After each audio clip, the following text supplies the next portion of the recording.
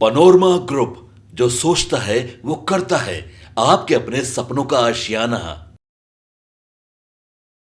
नमस्कार, मैं विकास सिंह और आप देख रहे हैं अपना पसंदीदा शो खेल समझिए, जहां हम आपको समझाते हैं कि क्या कुछ होने वाला है। मोदी के नवादा दौरे से ठीक पहले स्क्रिप्ट जो है वो चेंज कर दी गई है। रातों रात बदलाव, एजेंडा में बदलाव किया गया है, नई टीम को उतारी गई है। जी हाँ, अब क्या कुछ है बदलाव और कौन सी स्क्रिप्ट थी जो चेंज की गई है, और मोदी के ठीक नवादा दौरे से पहले आखिरकार नई टीम को क्यों उतार दी गई है, हम तमाम मुद्दों पर बात करेंगे। और हमारे साथ बाबा भी जुड़े हुए हैं जो आपको जानकारी देंगे कि मोदी का नवादा दौरा, उससे पहले नई टीम को नवादा में उतारना, क्या कुछ है। बाबा, मोदी जी का कल नवादा का दौरा है, कल नहीं बोल सकते, आज बोलना होगा।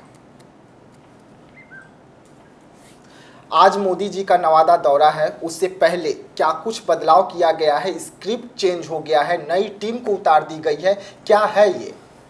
देखिए, नवादा अब रहेंगे ही वहाँ मोदी जी के रैली में। उससे पहले हम लोग ये खबर कर रहे हैं, और इस खबर के करने के पीछे का कहानी शुरू करने से पहले मैं एक बात आपको बताता हूँ।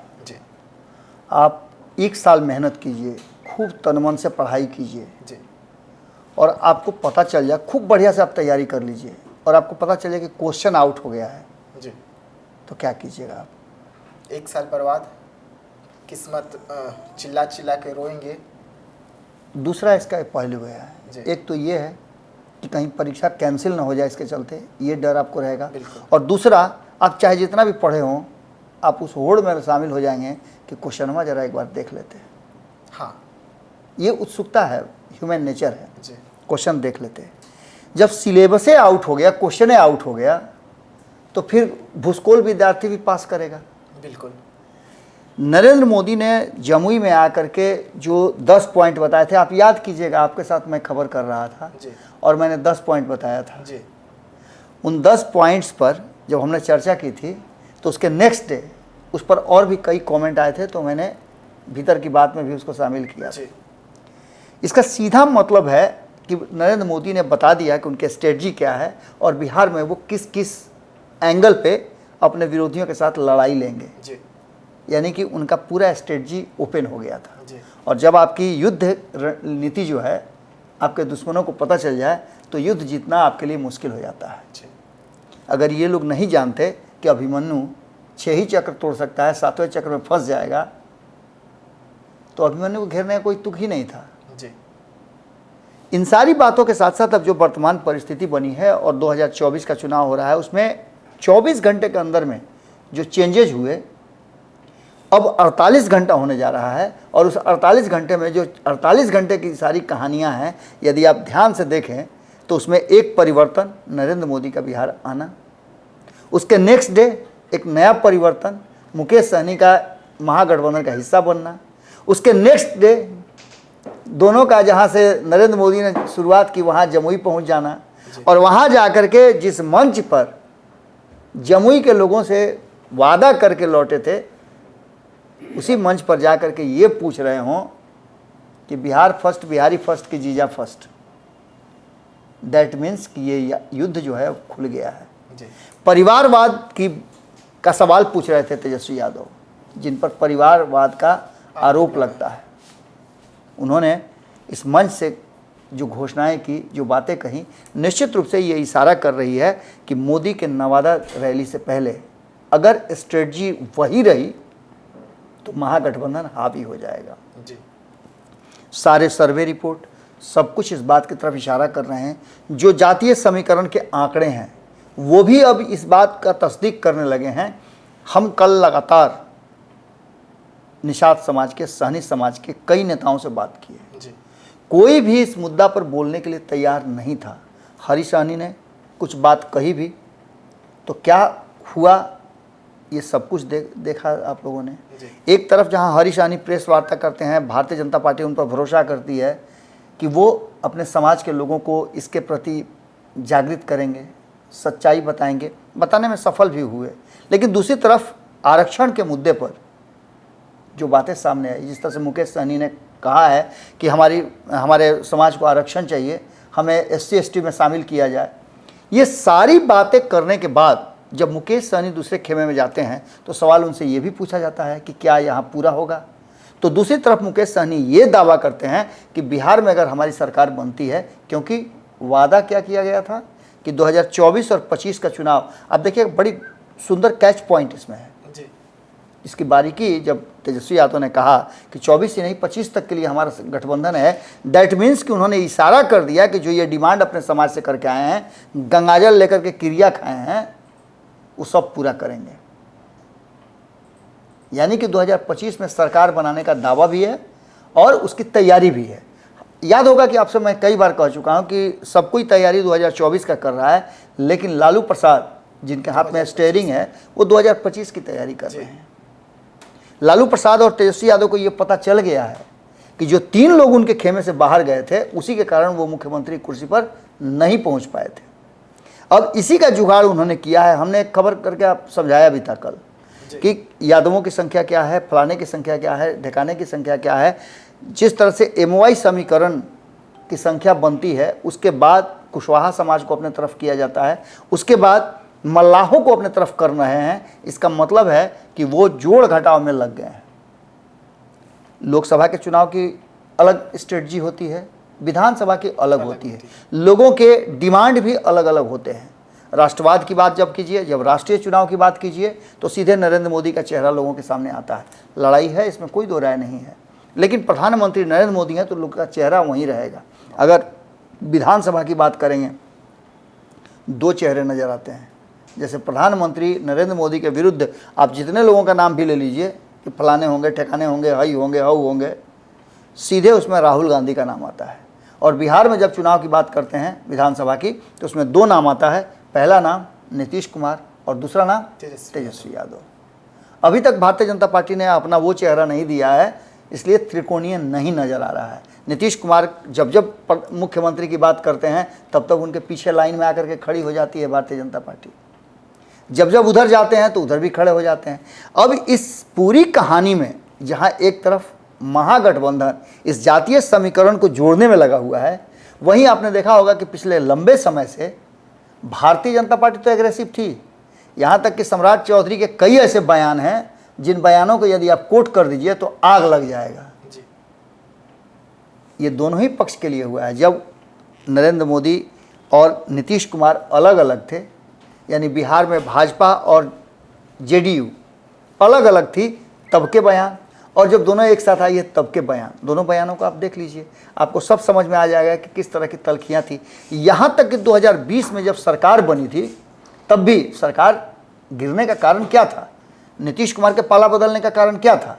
कारण था कि नीतीश कुमार का सम्मान कम हो रहा था। जिस तरह से विजय सिन्हा वाला प्रकरण सामने आया, जिस तरह से सम्राट चौधरी वाला प्रकरण सामने आया, इसके बाद ये बातें नीतीश कुमार ने समझ लिया कि अब यहाँ अब घर में बदमाश लड़का हो जाता है तो क्या करते हैं, छड़ी से नहीं सुधरता है तो कुछ अलग उसके लिए रास्ता निकालते हैं, और नहीं होता है तो कुछ और रास्ता निकालते हैं। लास्ट में जब थक जाते हैं, हार जाते हैं, तो उसको कमरा में बंद कर देते हैं। वही हुआ, नीतीश कुमार ने इन लोगों को कमरे में बंद कर दिया। लगे मेमियाने तो फिर कहा कि अब निकलो, अब नहीं ना गलती करोगे, तो झंडा लेके खड़ा, ना हुजूर जो कहिएगा सो। तो आपने देखा कि किस तरह से ये दोनों, चाहे विजय सिन्हा हो या फिर सम्राट चौधरी हो, खड़ा हो गए। लेकिन इसके बाद की अब कहानी आपको बताते हैं कि स्ट्रेटजी जो चेंज हो रही है वो स्ट्रेटजी क्या है और रातों रात क्या एजेंडा में बदलाव हुआ है। एक लंबे समय से आपने देखा होगा कि जब से नीतीश कुमार ने कार्यभार संभाला है, जदयू का राष्ट्रीय अध्यक्ष जब से बने हैं, उसका कमान अपने हाथ में लिए हैं, तब से जदयू बहुत ही लिमिटेड बोल रही थी। सिर्फ एक आदमी को नहीं होता है, वो गांव में एगो का शादी नहीं होता है, उसको छोड़ दिया जाता है, बंड कहा जाता है उसको, तो उसको छोड़ दिया जाता है, लाठी उठी लेकर के किसी को भी गरियाते चलता है, उसका कोई बुरा भी नहीं मानता है। हाँ, तो वैसा ही एगो लाठी लेकर के नीरज कुमार को जदयू ने खड़ा कर दिया था। नीरज कुमार देखिएगा कि जब लालू के साथ होंगे तो कहेंगे बाप रे बाप, भाजपा तो इस पूरे परिवार को बर्बाद कर रही है, और जैसे ही लालू प्रसाद से हटेंगे तो कहेंगे बाप रे बाप, इससे बड़ा भ्रष्टाचारी कोई नहीं है। कैदी नंबर 3351। अरे बाप भ्रष्टाचार का ये है, मार अब देखिए कि कागज पर कागज निकालना शुरू कर देंगे। ये उनको काम दिया गया है। नहीं एक बार बताए थे कि राजा लोग होते थे तो मतलब अपने मनोरंजन के लिए बहुत सारा चीज़ करते थे, तो उसी तरह से मनोरंजन के लिए वो रखे हुए हैं पार्टी में। लेकिन प्रवक्ता के नाम पर यदि बात कीजिए तो कोई भी प्रवक्ता अपने मुंह पर टेप कभी हटा नहीं पाया। पहली बार जब जातीय समीकरण की बात हुई, जब जातीय समीकरण में लालू प्रसाद ने एक ऐसा रास्ता अख्तियार कर दिया जहां भारतीय जनता पार्टी और एनडीए को निकलने का रास्ता नहीं मिल रहा था, तो फिर से अपनी स्ट्रेटजी के साथ तेजस्वी यादव से लड़ने के लिए नीतीश कुमार बाहर निकले। उन्होंने एक लिस्ट जारी की, करीब 18-20 लोगों का, मतलब 2 दर्जन से थोड़ा कम आसपास, उसी के आसपास लोगों की लिस्ट जारी की। और ये उनकी नई स्ट्रेटजी थी जिन लोगों को मैदान में उतारा है। इनमें से अगर नाम की बात करें हम तो देखिएगा, खाली नाम बताएंगे तो आप तुरंत पकड़ लीजिएगा कि अरे इसका लड़ाई इससे होगा, ये इसको जवाब देगा, वो उसको जवाब देगा। सारी ये स्ट्रेटजी के तहत हुआ है और नीतीश कुमार इसी के लिए जाने जाते हैं। आप भले ही मान लीजिए किसी को भी चाणक्य, भले मान लीजिए कि नरेंद्र मोदी के नाम पर 40 सीट पर लड़ाई हो रहा है, लेकिन नीतीश कुमार का जोरन नहीं पड़ेगा ना तो दही नहीं जमेगा। नीतीश कुमार ने एक नई स्ट्रेटजी बनाई है, 3 बार चेंज हुआ है ये लिस्ट जी, जिसको लेकर के उसी लिस्ट में शामिल एक शख्स ने बहुत सारी बातें भी कही है। हम उसकी चर्चा करने नहीं बैठे हैं, हम चर्चा करने बैठे हैं कि नीतीश कुमार की राजनीतिक सूझबूझ और उनकी परिपक्वता की, कि नीतीश कुमार को चाहे जितना भी कह लीजिए, उन्होंने जो प्रदेश प्रवक्ताओं की लिस्ट बनाई है, इसमें एक भी आदमी नहीं है जो अपने मुंह पर टेप चिपका कर रहेगा। कई लोगों को मैं व्यक्तिगत रूप से जानता हूँ, कई लोग हमारे चैनल में आकर के बयान दे चुके हैं, और कई लोगों को मैं जानता हूँ कि वो किसी भी चैनल में, किसी भी प्लेटफॉर्म पे वो अपने मुंह को बंद नहीं रखेंगे, चाहे उसके लिए जो हो जाए। इनमें से एक नाम जो सबसे पहला है, निहोरा प्रसाद यादव। यादव शब्द सुनते आपको क्या लगता होगा? लालू यादव। कि सीधे यादव कोई भी अगर उधर से बोलेगा विपक्ष से तो निहोरा प्रसाद यादव एकदम आपको टाइट लाठी लेकर के खड़े रहेंगे। दूसरा नाम है निखिल मंडल, यानी अति पिछड़ा में अगर कोई शुरू हुआ तो ये खड़े दिखेंगे। तो निखिल मंडल, चूंकि बीपी मंडल के भाई पोता रहे हैं, उनके परिवार से आते हैं, तो ये खड़े हो जाएंगे। अरविंद निषाद, अब निषाद सुनकर के आपको याद आ गए होंगे मुकेश सहनी। बिल्कुल। ये पूरी लिस्ट जो बार बार चेंज हुई है उसके पीछे के कारण यही है। और मैं तो ये, भले ही उमेश कुशवाहा को लेकर के बहुत सारी बातें कही जा रही हो, उन पर तंज कसा जा रहा हो, लेकिन ये स्ट्रेटजी लालू प्रसाद और नीतीश कुमार के बीच की स्ट्रेटजी है कि लालू प्रसाद जो दाव खेल रहे हैं उसको अच्छी तरह से जानते हैं नीतीश कुमार, और नीतीश कुमार उस दाव खेल रहे हैं। दुर्भाग्य की बात है, भारतीय जनता पार्टी की चुनाव के ठीक पहले अचानक से सुशील मोदी की, मैं ईश्वर से कामना करता हूं कि वो जल्दी स्वस्थ हों, बिहार के एक अच्छे राजनीतिज्ञ के रूप में वो जाने जाते हैं, उनके नहीं रहने से भी बहुत असर पड़ा है। बिल्कुल। क्योंकि नीतीश कुमार बेलाग बच जाते थे, हमला का जो होता था वो सुशील मोदी पे होता था, और सुशील मोदी पर हमला होने से नीतीश कुमार को मौका मिल गया। छापामार युद्ध कैसे होता है कि सेना को सामने दिखा दिया और साइड से जाकर के अटैक कर लिए, वही काम ये दोनों करते रहे हैं, इसीलिए आज 18-19 साल से सत्ता में रहे हैं। इसके अलावे आप धीरज कुशवाहा का नाम सुन के क्या लगता होगा? कुशवाहा समाज को पूरी तरह से, धीरज कुशवाहा तो 4 दिन पहले ही यहाँ से गए हैं बयान दे करके। बिल्कुल।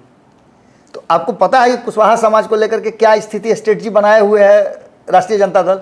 धगाधक कुशवाहा को टिकट दे रहा है। उन्हें तो लग रहा है कि कुशवाहा समाज इस बार राजद के साथ है। और धीरज कुशवाहा को ऐसे आप मत जोड़िएगा, धीरज कुशवाहा किसी भी जगह कहीं से भी लड़ने में सक्षम है, उनको किसी लाठी पहना की जरूरत नहीं है। जैसे कभी कभी आप देखे होंगे, होइएगा ना, कि कोई बिरवाई अब बोते हैं सब्जी उब्जी का, तो उसको डंटा लगा करके लत्तर की तरह खड़ा करना पड़ता है। ये लत्तर उतर वाले नहीं है, ये ऐसा बिरवाई है ना कि इनको कहीं भी फेंक दीजिएगा तो ये सीधे खड़ा हो जाएंगे। तो धीरज कुशवाहा उसी समाज से आते भी हैं, सब्जी उब्जी बोने वाले समाज के ना है, अच्छे से पता है कि कैसे खड़े रहना है। एक तरफ देखिए सब्जी उखाड़ने वाला निहोरा प्रसाद यादव जो लालू प्रसाद की जाति है, और ये कहते भी हैं धीरज कुशवाहा कि हम लोग सब्जी बोने वाले हैं और सब्जी उखाड़ने वाले हैं। तो धीरज कुशवाहा को रखा गया। तो वहीं एक बात आपको बता दें कि एक बहुत ही पढ़े लिखे ज्ञानी, जिनके अंदर में दर्जनों से ज़्यादा IAS IPS पैदा हुए हैं, वो परिमल कुमार, जो IAS कोचिंग चलाते हैं पटना में भी, रेडियंट के नाम से। इनका पूरे देश भर में कई राज्यों में ये पढ़ाने के लिए जाते हैं। इतनी इनकी पूछ है, इतनी इनकी पहचान है और इतनी विद्वता है इनमें कि कई बार हम जब किसी मुद्दे पर हमारी टीम जब जानना चाहती है तो ये कई बार हमारी टीम का मार्गदर्शन करते हैं। आप लोगों को भी हम कहेंगे कि कभी अगर किसी मुद्दे पर फंसे आप तो इनसे ज़रूर आप राय मशवरा कर सकते हैं, इनकी जानकारी ले सकते हैं। बहुत जानकार आदमी है और ऐसे ऐसे लोगों को, जातीय समीकरण के साथ विद्वता वाले लोगों को जिस तरह से नीतीश कुमार ने एक जगह ला करके खड़ा कर दिया है और पूरी आज़ादी, पूरी छूट दे दी है, तो इसका मतलब आप समझ ही रहे होंगे ना बिल्कुल कि ये पूरी स्ट्रेटजी चेंज हो गई है और अब नीतीश कुमार का यहाँ से काम शुरू होता है। नरेंद्र मोदी ने तो ये कह दिया कि अब की बार 40, लेकिन वो 40 होगा कैसे? बिना नीतीश कुमार के नहीं होगा। कल तक हम लोग भी नीतीश कुमार को कमज़ोर समझ रहे थे, लेकिन नीतीश कुमार ज़मीन पे वोट से नहीं जीतते हैं, आंकड़ों के वोट से नहीं जीतते हैं, अपनी स्ट्रेटजी और अपने दिमाग से जीतते हैं। नहीं तो लौकुश समीकरण का 7% वोट वाला व्यक्ति पिछले 19 साल से बिहार की गद्दी पर बैठा है और कोई माई का लाल नहीं है जो ये कह दे नीतीश कुमार से कि आप कुर्सी पर से उतरिए, हम बैठेंगे। जिसने भी कहा उसकी राजनीतिक डेथ हो गई। तो आप समझ सकते हैं कितना परिपक्व राजनीतिक रूप से व्यक्ति हैं। मैं तो बार बार ये आग्रह करता हूं कि नीतीश कुमार को बचा के रखिए, ये बिहार की धरोहर हैं। जब पहली बार ये हुआ था कि ये प्रधानमंत्री के उम्मीदवार होंगे तो हर बिहारी ने उस पर अपना समर्थन व्यक्त किया था। खैर अब ज़्यादा भावना में नहीं बहना है, हम लोग बिहारी हैं तो बिहार की बात करेंगे ही, लेकिन एक बात तय है कि नरेंद्र मोदी चाहे जितना भी कर लें, लेकिन बिहार में आकर के वो मोर के पाँव की तरह है। मोर खूब बड़ी सुंदर नाचता है, लोग एकदम बहुत देखते हैं, बहुत प्यार से देखते हैं, लेकिन उस मोर की व्यथा कोई नहीं जानता है कि उसका पैर जो है ना इतना कुरूप होता है। कितना सुंदर मोर, और अपने पैर जब नाच करके थक जाता है तो पैर की तरफ देखेगा। आप भी जब बहुत पैदल चल लीजिएगा, बाबा उबा हम गए हैं कि नहीं? कभी गए हैं तो गए हैं ना। हाँ, तो वहाँ जाते हैं, जहाँ रुकिएगा ना वहाँ पैरे पर नजर पड़ेगा कि फोका पड़ा है कि नहीं पड़ा है, समझे? तो उसी तरह से वो अपना पैर जब देखता है ना मोर, तो पूरा उसका खुशी जो है ना काफूर हो जाता है। बिल्कुल उसी तरह से ये सब कुछ चल रहा है। बिहार में आने के बाद निश्चित रूप से आपको नीतीश कुमार के बिना आगे नहीं बढ़ना होगा, और यही कारण है कि नीतीश कुमार को by hook and crook, Nitish Kumar ने जैसे ही कहा कि मेरा मन कर रहा है, तो नरेंद्र मोदी ने कहा कि मेरा तो पहले ही से मन कर रहा है। ऐसी स्थिति में आप समझ लीजिए कि जो स्ट्रेटजी बनी है, और मोदी के नवादा आने से पहले जो स्ट्रेटजी बनी है, उस स्ट्रेटजी में रात भर में बहुत सारे परिवर्तन हुए हैं। इसी बात से आप समझ सकते हैं कि इसी एक ही लिस्ट को 3-3 बार जब बदला जा रहा हो तो स्ट्रेटजी मजबूत है। ये मान लिया जाए कि मोदी का दूसरा दौरा होने से पहले नीतीश कुमार जो है वो पूरे फॉर्म में आ गए हैं राजद को, महागठबंधन, सांसद इंडिया गठबंधन को टक्कर देने के लिए। अच्छा, एक चीज़ हमको बताइए कि यदि कोई आदमी आपको अपशब्द कह दे तो उसके साथ क्या कीजिएगा? मारपीट तो करिए लीजिएगा। देखिए, कल ऐसी घटना एक घटी थी आपके साथ। जी बिल्कुल। उस घटना में मैंने आपको समझाया भी था और बताया भी था कि पेशेंस बहुत ज़रूरी होता है। नीति से ज़्यादा पेशेंस आपको है जिसके डीएनए को लेकर के सवाल खड़ा कर दिया गया। बिल्कुल। जिस व्यक्ति ने खुद कहा कि मिट्टी में मिल जाएंगे, उनके साथ नहीं जाएंगे। जिस आदमी ने 2005 में जिस आदमी को सत्ता से बेदखल किया, उस आदमी के साथ जाकर के सत्ता चलाया, तो ये स्ट्रेटजी नहीं तो क्या है? नीतीश कुमार की ये स्ट्रेटजी विशेषता न है कि वो हर परिस्थिति में अपने आप को कूल, काम एंड फ्रेश रखते हैं। यही कारण है कि नीतीश कुमार 19 साल से हैं। आप गाली दे दीजिए नीतीश कुमार को, कोई फर्क नहीं पड़ना है, कुर्सी तो नहीं छीन रहे हैं आप। बिल्कुल, सीएम तो बने रहे। कहीं ना कहीं नीतीश कुमार सीएम इसलिए बने हुए हैं कि नीतीश कुमार न्याय के साथ विकास करना चाहते हैं। यही ना उनका स्ट्रेटजी है। 7 निश्चय योजना चलाना चाहते हैं, इसलिए ना कुर्सी पर बैठे हुए हैं। कितना पूरा किए हम नहीं जानते हैं, उस पर हम बहस भी करने नहीं आए हैं। लेकिन नीतीश कुमार कुर्सी पर हैं, ये उनकी व्यक्तिगत सोच है, व्यक्तिगत उनकी विशेषता है, और इस विशेषता के कायल बड़े बड़े धुरंधर, बड़े बड़े दिग्गज, कभी कभी तो भगवान को भी लगता होगा अरे नीतीश कुमार को हम ही बनाए थे। तो सिंपल सी बात आप समझ लीजिए कि आप अपने व्यक्तिगत जीवन में, सार्वजनिक जीवन में, अपने कैरियर के जीवन में जब तक आप अपने आप को काम कूल नहीं रखेंगे, तब तक सफल नहीं होंगे, और उसका सबसे बड़ा उदाहरण नीतीश कुमार है।